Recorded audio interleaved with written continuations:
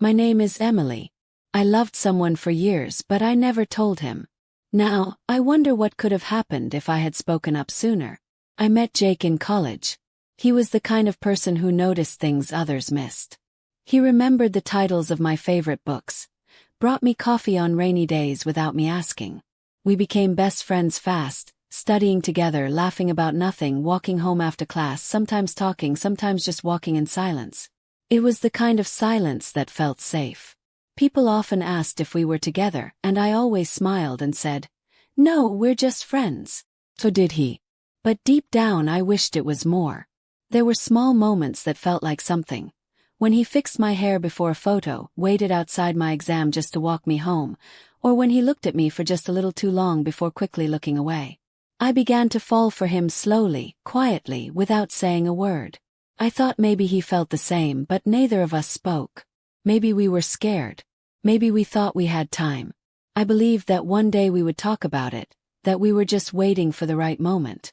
But the right moment never came. I didn't realize that silence could sometimes break a heart louder than words. After college, everything changed. Jake moved to another city for a job. I stayed behind teaching. We promised to stay in touch, and at first we did.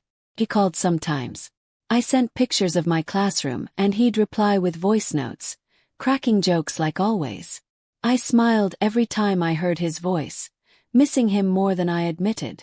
But slowly, the calls turned to texts, then the texts became shorter, and eventually, weeks passed with no messages at all.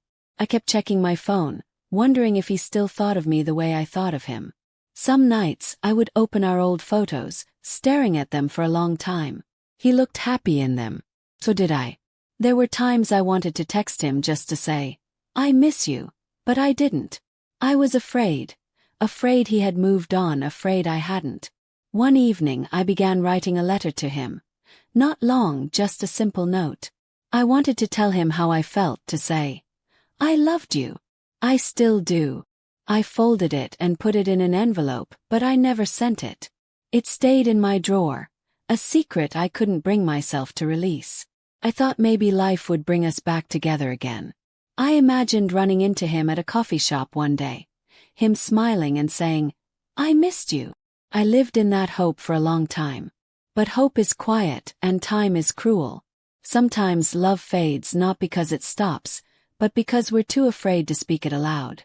One quiet morning I had no plans, just tea and some cleaning, the weather soft and gray. It felt like any other day until I checked the mail. There was a white envelope with my name written on it by hand. The handwriting looked familiar. I smiled without thinking, but the smile faded as soon as I opened the envelope. Inside was a card, heavy paper with gold lettering. It was a wedding invitation. Jake's name was on it. I blinked, reading it again. Jake and Hannah. My hands began to shake. I felt my heart slow down, then speed up again. I sat on the couch, holding the card as if it were dangerous. I read the date, the place, the soft line at the bottom. "We hope you can join us on our special day." I wasn't smiling anymore. I wasn't crying either. I was just still, as if my body hadn't caught up to what my heart already knew. He had moved on. He had fallen in love. He had chosen someone else, and I had chosen silence. I looked at the letter I had written him months ago, still sealed, still hidden in my drawer. I picked it up, held it in my hands, but it was too late now. There would be no reply. The day of Jake's wedding came faster than I expected. I didn't go. I couldn't. I told people I was busy, but the truth was I didn't have the strength. I spent the morning alone. No phone calls. No music. Just silence. Then there was a knock at the door. A delivery man handed me a small box with my name on it. There was no return address. My hands felt cold as I carried it inside. I opened the box. Inside was a letter and a ring. A simple silver band with a small, quiet stone. The ring I would have loved. I stared at it for a long time before I picked up the letter.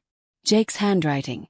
"Emily, I don't know if I'll ever be brave enough to say this in person, but I needed you to know I loved you. I still do.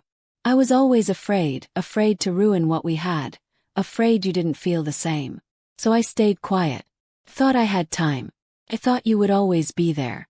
And now, I'm writing this on the night before my wedding because I can't go forward without telling you. This ring, I bought it for you years ago. I was going to give it to you. I kept waiting for the right moment, but I missed every single one. Maybe in another life you would have worn this. Put the letter down. I held the ring in my palm and I cried. Softly. Silently. Not because he didn't love me but because he did. It still wasn't enough. I kept the letter in a small wooden box next to the ring. Not because I was waiting. Not because I couldn't move on. But because I needed to remember. I needed to remember what silence can cost, what fear can steal, what love becomes when we don't speak it in time. I never wrote back to Jake. There was nothing left to say. He had already made his choice, and I had waited too long. Some nights, I still hold the ring, feeling it cold in my hand. It doesn't feel like the memory, though. The memory is warm and painful all at once. I don't hate him. I don't hate myself. We were just two people who loved each other too quietly. Now I walk more often. I visit places we used to go. The coffee shop on 8th Street, the old bookstore with the creaky floors. Not to bring the past back, but to let it go gently. I still believe in love. I still believe in timing. But now I know timing isn't something we wait for. Something we make. If I ever love again, I'll say it.